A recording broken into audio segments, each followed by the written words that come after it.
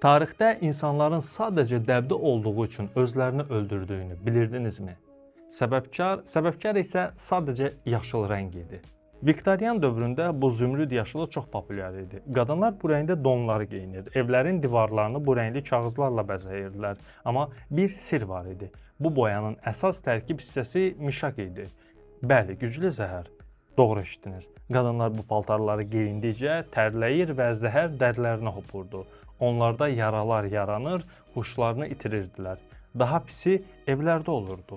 Divar kağızları nəm çəkəndə otağa görünməz, qoxusuz mişak qazı buraxırdı. İnsanlar yuxuda yavaş-yavaş zəhərlənib ölürdülər.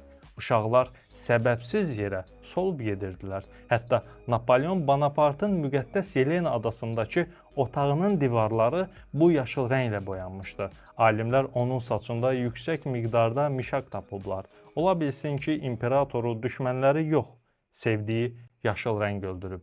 Dostlar, əgər videonu bəyəndinizsə, kanalımıza abunə olmağı, videonu like etməyi və öz dəyərli fikirlərinizi aşağıdakı şərh bölməsində bizimlə bölüşməyi unutmayın.